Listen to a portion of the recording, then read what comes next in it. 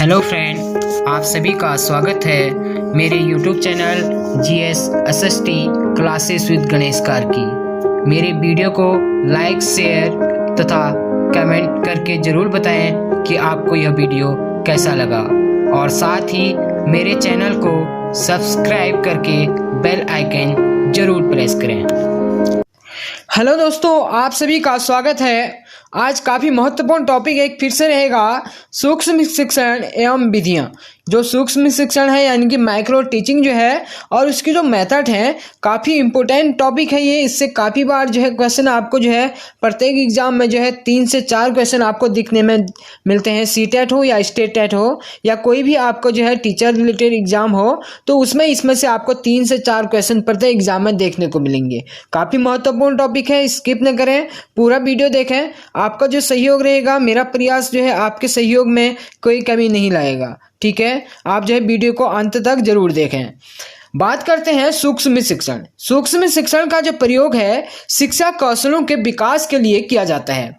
ठीक है, और सूक्ष्म शिक्षण को नियंत्रित अभ्यास की व्यवस्था के रूप में परिभाषित किया जाता है, जिससे किसी निश्चित शिक्षण व्यवहार पर ध्यान केंद्रित करने के लिए वो साथ साथ नियंत्रित परिस्थितियों में शिक्षण का अभ्यास करना संभव हो पाता है। ठीक है, इससे जो होता है कि आपका जो सूक्ष्म शिक्षण है, इससे जो है आपको क्या होता है कि आपका जो शिक्षण होता है इस पर जो है इसके शिक्षण पर जो है ध्यान दिया जाता है और ध्यान केंद्रित करने के लिए वो साथ साथ जो है नियंत्रित और परिस्थितियों में शिक्षण का अभ्यास करना संभव हो पाता है। इससे जो है इसके बाद सूक्ष्म शिक्षण एक क्या है, वास्तविक शिक्षण है, और किंतु इस प्रणाली में साधारण कक्षा अध्यापन की जटिलता को कम कर दिया जाता है। ठीक है, जो आपकी जो है जो कक्षाएं होती हैं उसको जो है छोटे छोटे भागों में डिवाइड करके, और आपका जो लेसन होता है उसको भी छोटे छोटे भागों में डिवाइड करके इसका जो है क्या किया जाता है, आपका अध्यापन किया जाता है। इसका जो मुख्य रहता है कि आपको जो है इसमें जो जटिलता को कम करने के साथ साथ जो है एक समय में किसी एक विषय कार्य यानी कि जो विषय का विशेष कार्य होता है अथवा शिक्षण कौशल के प्रशिक्षण पर बल दिया जाता है, और साथ ही प्रतिपुष्टि द्वारा अभ्यास क्रिया को नियंत्रित किया जाता है। इसके संबंध में एक महत्वपूर्ण परिभाषा दी है DLN ने।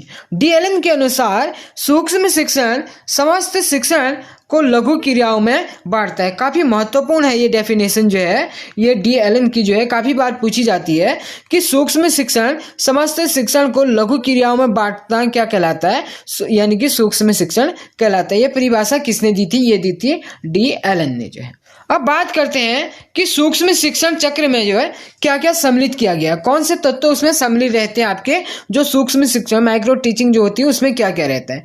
पहला रहता है आपका, इसमें जो पहला फर्स्ट रहता है आपका पाठ योजना, यानी कि जो लेसन प्लान है उसको जो है वो इसका प्रमुख क्या रहता है, तत्व रहता है। और सेकेंड शिक्षण यानी कि उसके टीचिंग, पहले पाठ योजना बनाना, उसके बाद टीचिंग करना, उसके बाद उसका पृष्ठपोषण यानी कि उसका फीडबैक लेना, और फिर से पुनः पाठ नियोजन यानी कि फिर से जो है क्या होता है आपका जो है री लेसन प्लान फिर से आपका होता है, और उसके बाद क्या होता है पुनः टीचिंग, आपका जो है फिर से जो है री टीचिंग होता है, और देन उसके बाद क्या होता है आपका फिर से पृष्ठपोषण होता है। तो ये क्रिया जो है इसमें जो है सूक्ष्म शिक्षण में आपके चलती रहती है। आगे जानते हैं कि अध्यापक अपने शिक्षण में अनेक विधियों का प्रयोग करता है, जिनमें महत्वपूर्ण है कौशल प्रश्न पूछना। ठीक है, कौशल प्रश्न पूछना, पुनर्बलन होता है, व्याख्यान, दृष्टांत देना तथा नियोजन, पुनरावृत्ति आदि इसमें क्या होते हैं, मुख्य तौर होते हैं। इसके बाद बात करते हैं सूक्ष्म जो शिक्षण होता है, इसमें जो है शिक्षक शिक्षण विधियों के प्रयोग से छात्रों में अपेक्षित व्यवहार परिवर्तन लाता है। ठीक है, बच्चों में जो है काफ़ी परिवर्तन उसके द्वारा सूक्ष्म शिक्षण के द्वारा क्या करता है, बच्चा छोटे छोटे पार्ट में जो है लेसन को बांट के जब उसको जो है यानी कि उसका अध्ययन कराता है छात्रों को, तो उसमें काफ़ी परिवर्तन उनमें देखने को मिलता है। और शिक्षक एवं छात्रों की भूमिका के आधार पर शिक्षण विधियों को मुख्यतः कितने भागों में, 2 भागों में बांटा गया है। पहला है शिक्षक केंद्रित विधियां और दूसरा है छात्र केंद्रित विधियां। इसमें पहली बात करते हैं शिक्षक केंद्रित विधियां। शिक्षक केंद्रित विधियों में क्या होता है कि शिक्षक केंद्रित विधि सर्वाधिक प्राचीन है। ये जो शिक्षक केंद्रित विधि है ये पहले से ही जो है काफी महत्वपूर्ण है और इसमें शिक्षक की भूमिका क्या रहती है, महत्वपूर्ण रहती है तथा शिक्षक अधिक क्रियाशील रहता है। ये जो इसका जो रूल अधिकतम जो रूल होता है इसमें शिक्षक का, छात्रों का भी रूल होता है बट जो है जो अधिक रूल होता है इसमें वो शिक्षक का होता है इसमें, ठीक है। और दूसरी बात करते हैं छात्र केंद्रित विधियां। काफी महत्वपूर्ण है क्योंकि वर्तमान समय में जो है ज्यादातर जो ध्यान दिया जाता है वो किस पे दिया जाता है, छात्र केंद्रित विधियों पे जो है ज्यादा ध्यान दिया जाता है, ठीक है। आपने देखा होगा कि जो वर्तमान में शिक्षा प्रणाली हो क्या है, छात्र केंद्रित है, ठीक है। और छात्र केंद्रित विधि में छात्र का स्थान मुख्य एवं शिक्षक का स्थान क्या होता है, गौण होता है। और शिक्षण प्रक्रिया को इस प्रकार व्यवस्थित किया जाता है कि छात्रों का स्वाभाविक रूप से विकास हो और साथ ही साथ उनकी क्षमताओं और योग्यताओं का भी संपूर्ण विकास हो इससे जो है, ठीक है। इसीलिए इसे क्या कहा जाता है, छात्र केंद्रित विधि कहा जाता है क्योंकि जो है इसमें क्या रहता है, मुख्य रोल जो है छात्रों का रहता है जबकि उसके बाद जो दूसरा महत्वपूर्ण रोल रहता है, गौण रोल जो रहता है वो किसका रहता है, शिक्षक का रहता है। और इसी माध्यम से ही जो है छात्रों का जो है क्या होता है, उनका जो है एक प्रकार से जो है स्वाभाविक जो है उनका रूप से उनका विकास होता है और उनकी क्षमताएं जो उनके अंदर है वो और योग्यताएं हैं उनका भी क्या होता है, संपूर्ण विकास होता है इसमें। इसके बाद बात करते हैं जो प्रभावी शिक्षण हेतु प्रयोग की जाने वाली कुछ महत्वपूर्ण शिक्षण विधियां। जैसे कि आपको जो है शिक्षण विधियां जो है काफी महत्वपूर्ण पूछी जाती है ये भी कि कौन सी शिक्षण विधि कहाँ पे जो है प्रयोग आपकी होती है। तो उसका पहला रहेगा, पहली जो शिक्षण विधि है वो है हमारी व्याख्यान विधि, ठीक है। व्याख्यान विधि मुख्यतः इसका जो रोल रहता है ये उच्च कक्षाओं में रहता है। इस विधि में शिक्षक विषय वस्तु की सुव्यवस्थित एवं क्रमबद्ध परिस्थिति छात्रों के समक्ष मौखिक रूप से करता है, ठीक है। यानी कि व्याख्यान विधि यानी कि एक्सप्लेन जो मेथड होता है उसके माध्यम से जो है ये शिक्षक जो क्या करता है, छात्रों के समक्ष जो है यानी कि मौखिक रूप से क्या करता है अपना यानी कि विचार यानी कि शिक्षण यानी कि उसका जो है क्या करता है, शिक्षण कराता है बच्चों को। और यह शिक्षण केंद्रित विधि है, ठीक है। काफी बार ये भी पूछा जाता है कि व्याख्यान विधि कैसी किस प्रकार की विधि है, छात्र केंद्रित है या शिक्षक केंद्रित विधि है। तो व्याख्यान विधि मुख्यतः क्या होती है कि शिक्षक केंद्रित होती है क्योंकि इसमें शिक्षक का रोल ही जो है अहम होता है क्योंकि वो व्याख्यान कर रहे हैं, छात्र सिर्फ उससे क्या कर रहे हैं, सुन रहे हैं उस चीज को, ठीक है। और जिसका प्रयोग जो है क्या होता है, सामान्यतः उच्च कक्षाओं के शिक्षण में किया जाता है इसका। इसके बाद बात करते हैं सेकंड परियोजना विधि। परियोजना विधि क्या होती है, इस विधि का जो मुख्यतः जो है एक काफी बार ये भी पूछा जाता है कि इसके प्रतिपादक भी पूछे जाते हैं। तो परियोजना विधि के जो प्रतिपादक हैं ये है किलपैट्रिक। किलपैट्रिक को जो है परियोजना विधि का प्रतिपादक माना जाता है। और परियोजना विधि क्या होती है कि इसमें छात्र केंद्रित शिक्षण विधि है ये। जैसे कि जो है इससे पहले जो हमने पढ़ा था वो थी आपकी जो है व्याख्यान विधि। व्याख्यान विधि क्या थी, शिक्षक केंद्रित थी, जबकि जो है परियोजना विधि क्या है, हमारी छात्र केंद्रित विधि है।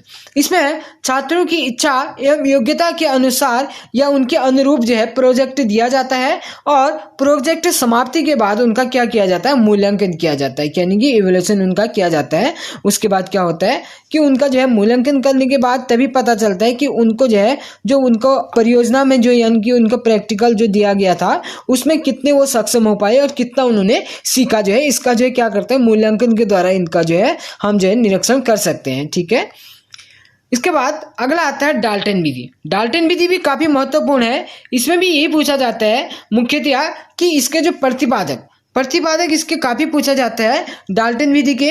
तो डाल्टन विधि के जो प्रतिपादक थे ये थे हमारे कुमारी हेलेन पार्कहर्स्ट। इन्होंने जो 1920 में जो है इस विधि को विकसित किया था, डाल्टन विधि को।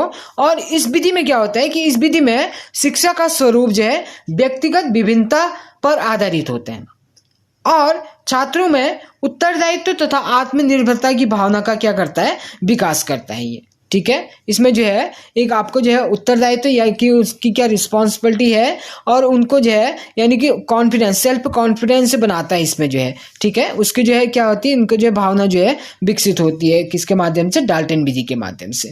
इसके बाद बात करते हैं किंडरगार्टन विधि। किंडरगार्टन विधि जो है काफी महत्वपूर्ण है ये भी। इसके जो प्रतिपादक है वो है जर्मनी के मनोवैज्ञानिक फ्रोबेल जो है इसके प्रतिपादक है, काफ़ी बार ये पूछा जाता है। आप इसे लर्न करें क्योंकि फ्रोबेल जो है काफ़ी महत्वपूर्ण मनोवैज्ञानिक है ये भी, ठीक है। इनके द्वारा कौन सा जो है किंडरगार्टन जो है विधि इनके द्वारा जो है प्रतिपादन किया गया था इस विधि का।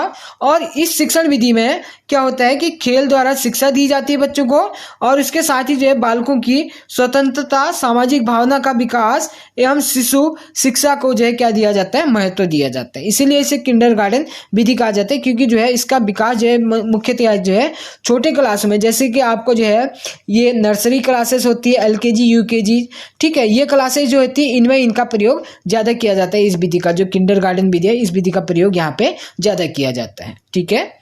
इसके बाद 5th नंबर है आगमन निगमन विधि।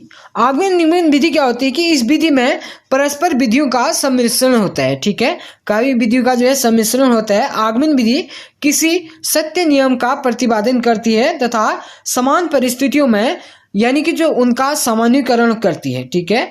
और साथ ही जो है जबकि निगमन विधि क्या करती है, ठीक इसके विपरीत, यानी कि किंतु आगमन विधि की पूरक है जो है, ठीक है। निगमन विधि क्या है, आगमन विधि की पूरक है। काफी बार ये पूछा जाता है कि आगमन और निगमन विधि का जो मुख्यतः क्या रिलेशनशिप है, तो इसका जो मुख्य रिलेशनशिप यही है कि आगमन विधि क्या होती है, निगमन विधि की पूरक होती है, ठीक है। इसके बाद अंतिम है ह्यूरिस्टिक विधि, यानी कि ह्यूरिस्टिक जो मेथड होती है, इसके जो प्रतिपादक थे ये थे हमारे मुख्यतः जो प्रसिद्ध मनोवैज्ञानिक है H.E. आर्मस्ट्रॉन्ग, ठीक है। H.E. आर्मस्ट्रॉन्ग इसके प्रतिपादक है। इसके अनुसार यह एक ऐसी शिक्षण विधि होती है जिसमें जो है क्या होता है कि छात्र एक जो है अनुसंधान के रूप में होते हैं तथा वे स्वयं खोज करते हुए सीखते हैं, ठीक है। स्वयं जो है क्या करते हैं, खोज करते हुए उसमें सीखते हैं ह्यूरिस्टिक विधि में। जो है ये भी जो है हायर क्लासेस में जो है इसका अधिक प्रयोग किया जाता है, जिसमें बच्चे को एक अनुसंधानकर्ता के रूप में प्रयोग किया जाता है। तो ये थे मुख्यतः आज के जो है ये जो मुख्यतः थे सूक्ष्म शिक्षण और उसके प्रमुख विधियां थी। ये मेथड्स काफ़ी महत्वपूर्ण है, काफ़ी बार इनसे जो है काफ़ी क्वेश्चन आपको देखने को मिलते हैं, ठीक है। धन्यवाद।